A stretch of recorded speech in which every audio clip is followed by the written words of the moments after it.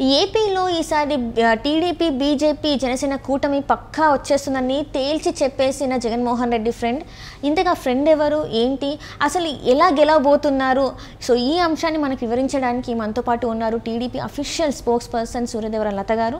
నమస్కారం మేడం. నమస్తే. మనం ఇప్పుడు చూస్తుంటే ఏపీలో ఎన్నికలు మనకి చూస్తున్నాం, ఇంకో 1 month అలా ఉంది. అయితే ఇక్కడ ఏంటంటే ఒక మాజీ ఎమ్మెల్యే ఏంటంటే తను చేసిన వ్యాఖ్యలు ఏంటంటే ఈసారి ఖచ్చితంగా కూటమి గెలిచే అవకాశం ఉంది అని చెప్పేసి అయితే చెప్తున్నారు. సో దీన్ని అసలు మనం ఎలా చూడాలి? నిజంగా మరి అక్కడ కూటమి గెలిచే అవకాశం ఉందా, లేకపోతే వైసీపీ గెలిచే అవకాశం ఉందా? ప్రజలు అసలు ఏ వైపు మొగ్గు చూపే అవకాశం ఉందంటారు? ఆయన గోనె ప్రకాష్ గారు కాంగ్రెస్ మాజీ ఎమ్మెల్యేగా ఉండేవాళ్ళు. అవును, ఆయన చెప్పింది ఎగ్జాక్ట్లీ కరెక్టే. ఎందుకంటే తెలుగుదేశం అనేది పక్కా గవర్నమెంట్ ఫామ్ చేస్తుందనే కానివ్వండి, ఈ కూటమి కూడా జనసేన, టీడీపీ, బీజేపీ కానివ్వండి, సెంట్రల్లో బీజేపీ కూడా అధికారం మళ్ళీ 3వసారి చేపట్టడం కానివ్వండి, కంటిన్యూ ప్రాసెస్. సో ఇది ఖచ్చితంగా అయినా సక్సెస్, ఖచ్చితంగా ఇది గెలుస్తుంది అనేది అయితే అందరికీ అనిపిస్తుంది కూడా. సో ఎందుకంటే వాళ్ళకి పార్టీలకి అంటే పార్టీ గురించి మాట్లాడాల్సిన అవసరం లేదు. ఆయన వేరే పార్టీ వాళ్ళ మాజీ కాబట్టి. సో అయినా కూడా అలాంటి వాళ్ళు కూడా ఈ పార్టీలో ఈ తెలుగుదేశమే కానివ్వండి, జనసేనే కానివ్వండి, బీజేపీ కూటమి కంపల్సరీ వస్తుంది, భారీ మెజార్టీ వస్తుంది, ఇవన్నీ కూడా చెప్తుంటే ఖచ్చితంగా. ఎందుకంటే బై గ్రౌండ్ లెవెల్ నుంచి కూడా అందరి ఆలోచన ఇలాగే ఉంది. వచ్చే సర్వేలు చేసిన ఇదే కానివ్వండి, నేషనల్ సర్వేలే కానివ్వండి, సో ప్రజల నుంచి వచ్చే స్పందనే కానివ్వండి, సో గ్రౌండ్ లెవెల్లో చూస్తే కూడా ఇలాంటి స్పందన కనబడుతుంది. కాబట్టి ఖచ్చితంగా తెలుగుదేశం వస్తుంది అనేది అయితే ఓపెన్గా ఇప్పుడు అందరూ డిస్కస్ చేసినా కూడా అదే చెప్తున్నారు. తెలుగుదేశం కంపల్సరీ అధికారంలోకి వస్తుంది అనే మాట ప్రతి వాళ్ళ నోట్లోనూ పార్టీలకు అతీతంగా కూడా అదే మాట్లాడటం జరుగుతూ ఉంది. ఎందుకంటే జగన్మోహన్ రెడ్డి చేసే అరాచకాలు అనేది ప్రజల దృష్టికి బాగా వెళ్ళింది. కాబట్టి ప్రతి వాళ్ళు సఫరర్స్ అంటే ఒక 10 మందిలో తీసుకున్నా కూడా ఖచ్చితంగా ఒకరైనా సఫరర్స్ ఉంటున్నారు, ఒకరిద్దరైనా. అందుక మూలన వాళ్ళ జనాల్లో తెలుస్తుంది కదా, సో వీళ్ళకి జరిగింది అనేది. ఎందుకంటే ఏ బెనిఫిట్స్ అంటే ఆయన అనుకుంటున్నాడు పథకాలు ఇస్తున్నాను అనే పథకాలు కాదు కదా. ఏం పథకాలు ఇచ్చాడు? ఆ పథకాలు ముందు నుంచే ఉన్నట్టువేగా, ఇప్పుడు కొత్తగా ఆయన ఇంప్లిమెంట్ చేసింది ఏమీ లేదు కదా. ఇంకా ఆయన ఇప్పుడు భోజనం 5 రూపాయలు తినేవాళ్ళు, అన్న క్యాంటీన్లో 5 రూపాయలకి భోజనం చేసేవాళ్ళు. ఇప్పుడు అలాంటిది ఉందా? అలాంటి తిండి పెట్టే ఇది కూడా తీసేశాడు అని అంటే ఎంత దుర్మార్గపు చర్య అనేది అది తెలుస్తుంది కదా. ఎంతమంది పేదవాళ్ళు, అందుకే నేనండి ప్రతి ఒక్క 10 మందిలో 2కైనా ఇలాంటివి ప్రాబ్లమ్స్ ఫేస్ చేస్తూ ఉంటారనేది. ఒక ఫుడ్ విషయానికే ఇప్పుడు ఏదో ఒక టౌన్కి వచ్చారు, పని చేసుకుంటారు, కానీ నైట్ మళ్ళీ భోజనం టైం మళ్ళీ అయిపోతుంది.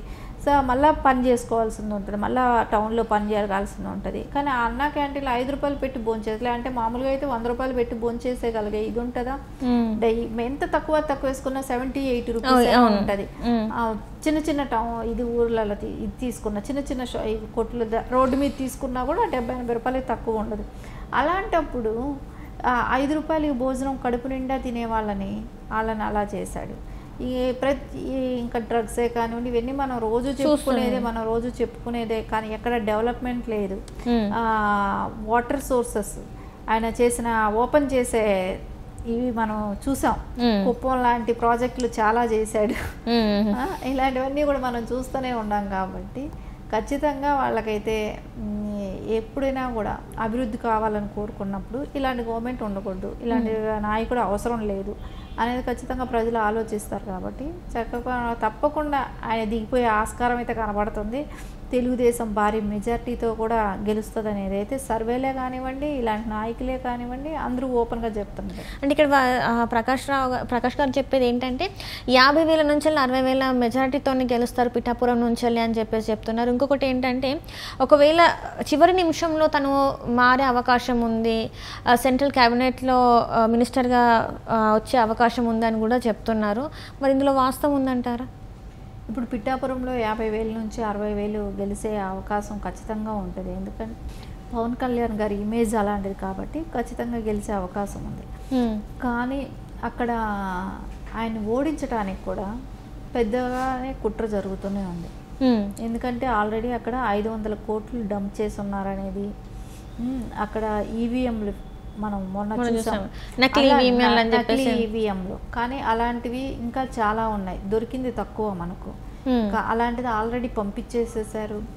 ఇంకా రాయలసీమ నుంచి కొంతమంది వ్యక్తులని అక్కడ పంపించి అరాచకాలు సృష్టించడానికే కానివ్వండి, మొన్న జగన్మోహన్ రెడ్డి గారు చేసిన పనులు ఇవన్నీ కూడా వీటిలో అన్నిట్లో కూడా మనం చూస్తే అన్నిట్లో జగన్మోహన్ రెడ్డి గారు ఎక్కడ పవన్ కళ్యాణ్ గారిని, లోకేష్ గారిని, కుప్పంలో ఇక్కడ చూస్తే ఈ 3 చోట్ల కూడా గట్టిగా టార్గెట్ చేశాడు.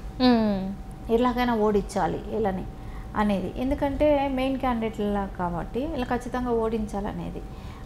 పవన్ కళ్యాణ్ గారు కూడా చెప్పినట్టు మొన్న ఆకతాయిలు వచ్చి బ్లేడ్తో కట్ చేశారు అని చెప్పి అన్నప్పుడు ఇవన్నీ మనం ఆలోచిస్తే అర్థమవుతుంది కదా, ఆకతాయిలు ఎక్కడి నుంచి వచ్చారు, కడప నుంచి మనుషులు వెళ్ళారు రాయలసీమ నుంచి అనేది అయితే టాక్ నైట్ బయట నడుస్తుంది.